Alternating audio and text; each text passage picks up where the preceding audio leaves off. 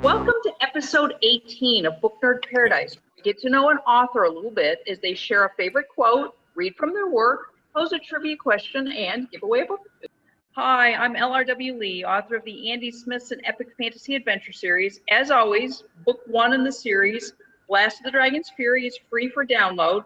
It's on Amazon as well as Google Play and Barnes & Noble. So if you haven't done so yet, please feel free to get yourself a copy.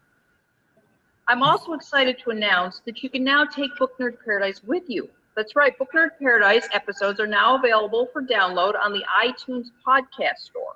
So look for the channel there. Just search for Book Nerd Paradise. Today, we welcome science fiction author Dan Levinson as our guest. Dan is a New York-based fiction writer, screenwriter, and librettist. And for those of you like me who may not know what a librettist is, I learned something today, and hopefully you will too. So a librettist is the writer of dialogue within a musical between songs. So Dan is also a librettist. There we go. So you two have learned something today. Dan studied with authors Irini Spanadu and John Reed, playwright Daniel Goldfarb, and screenwriter Jacob Kruger, among others. He's a sometimes member of the Paragraph New York Writers Space and can frequently be seen attending their monthly events. He graduated from NYU with a Bachelor of Fine Arts in 2007.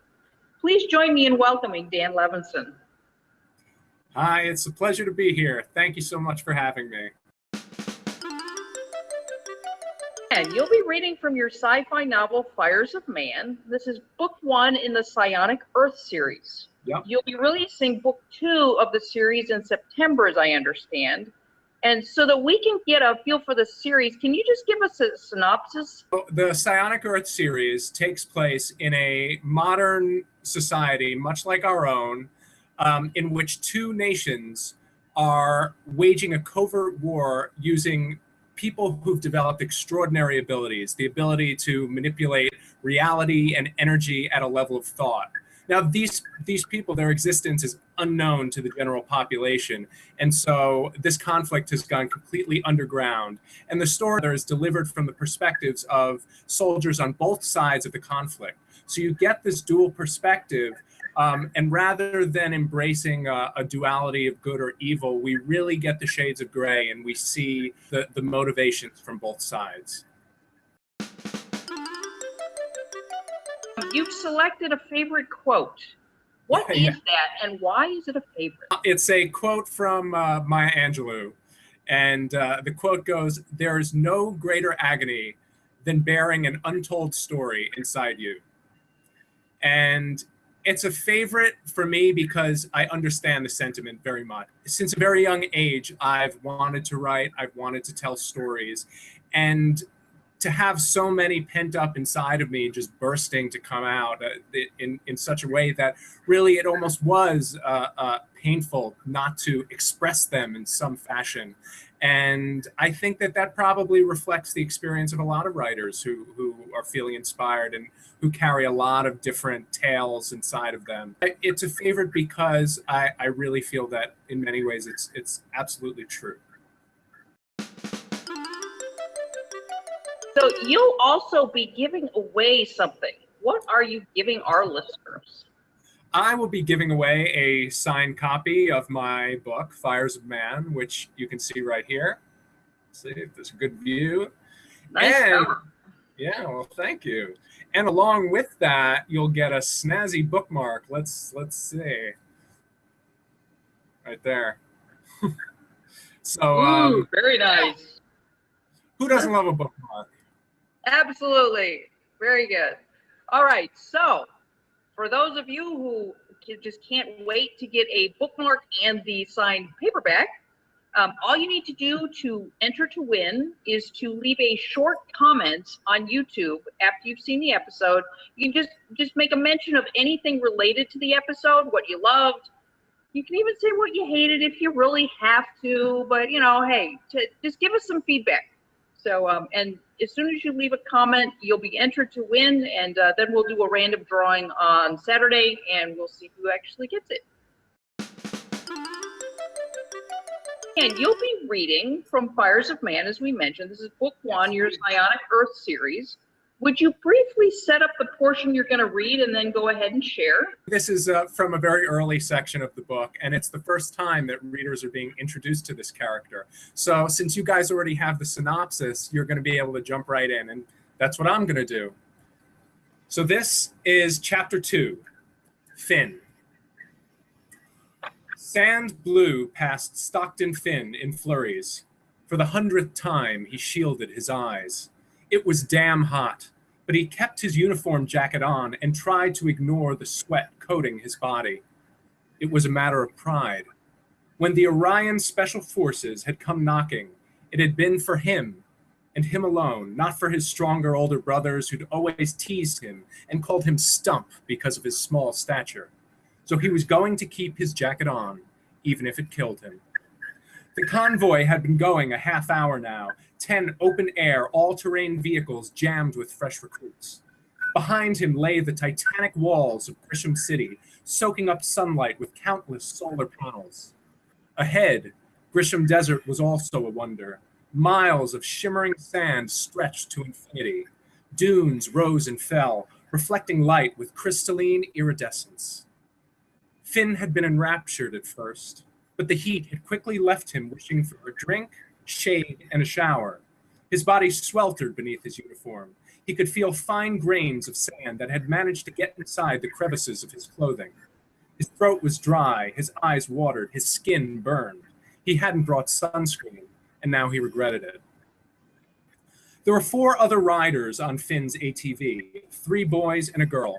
They looked relaxed, having stripped off their leathers and uniform shirts down to their standard issue gray undershirts. It was the girl that caught Finn's attention. Her copper hair was tucked in a bun, and he could not help but watch as the wind teased out strands that tickled her delicate features. There was a pensiveness about her as she gazed out at the desert. She kept her arms tightly folded around her slim waist, still and solemn as stone. She's beautiful, Finn thought. He did not mean to stare, but could not help himself. And as if sensing his attention, the girl turned to him.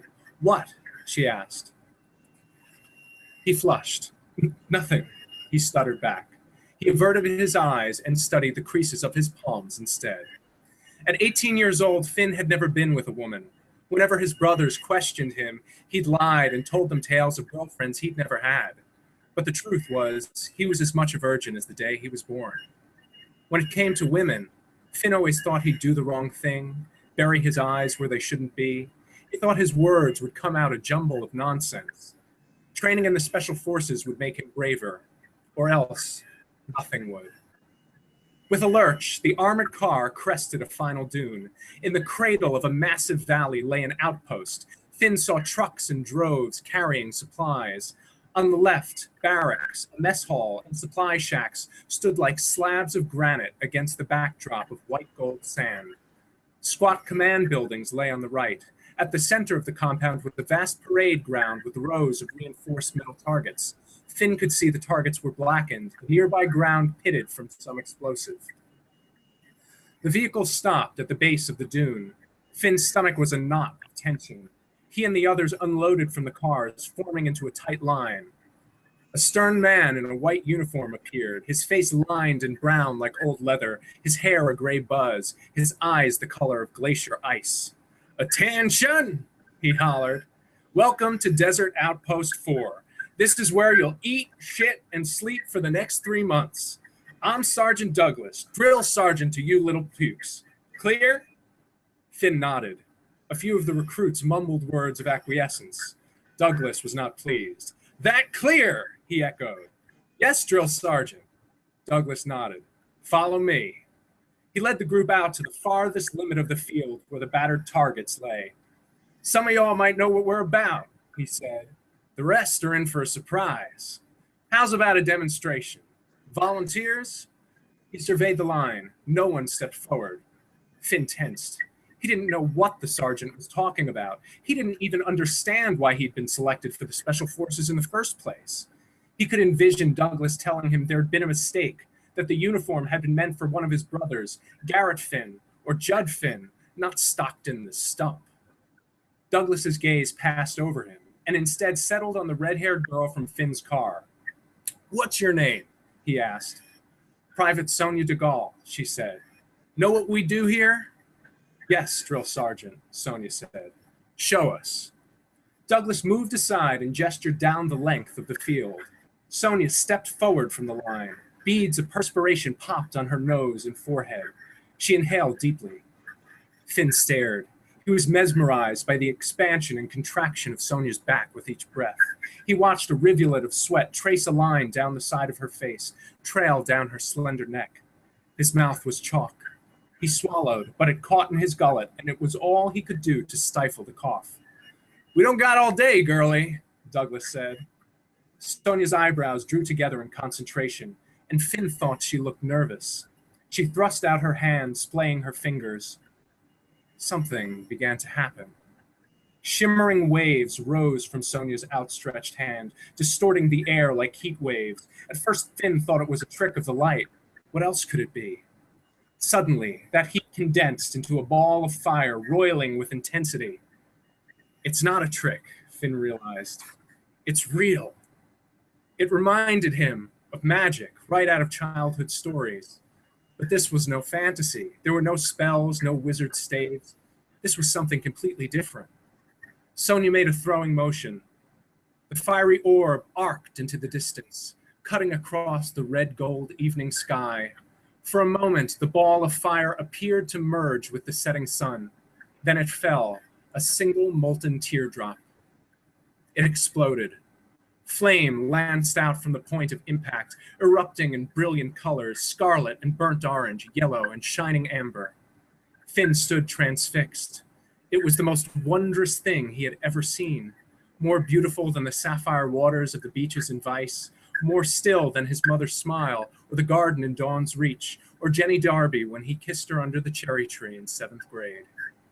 When the light died down, Finn peeked at the other trainees. A few gave knowing smiles. Most were as awed as Finn himself.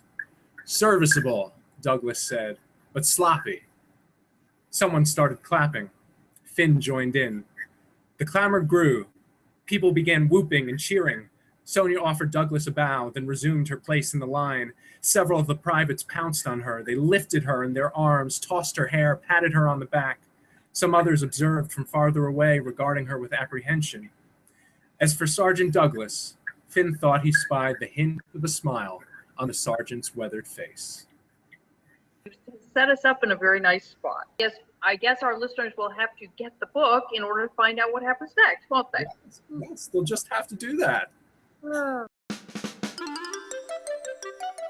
guest author last week, YA fantasy author Alec John Bell, posed a trivia question. The trivia question that I asked was, what percentage of people claim they've had a dream about something that later came true? The answer to that trivia question is 42%. Dan, you have a trivia question for us. What is it? What is the name of Hagrid's spider in Harry Potter? Ooh, I know. I happen to be a Potterhead at heart, so I do know the answer, but make sure that you subscribe to this YouTube channel because Dan will reveal the answer to this trivia conundrum next episode. Dan, do you have any final thoughts you'd like to leave with our listeners? In addition to my Psionic Earth series, of which the second book will be out on September 15th and is available for pre-order now on amzn.to and other outlets, Barnes & Noble and such, I've also been working on a YA fantasy novel. The book itself is called The Ace of Kings. It's about finished, and I may be self-publishing it. So before I do that, I would love to hear from some of you readers out there who have an interest. And if you would like, please feel free to email me at dan@danlevinsonwriting.com. Let me know that you're interested, and I will make you one of my beta readers. Click the button to subscribe to the Book Nerd Paradise YouTube channel so you don't miss upcoming authors, giveaways, and answers to trivia questions. Thanks so much for watching. I hope you've enjoyed today's episode, and I look forward to seeing you again next Monday.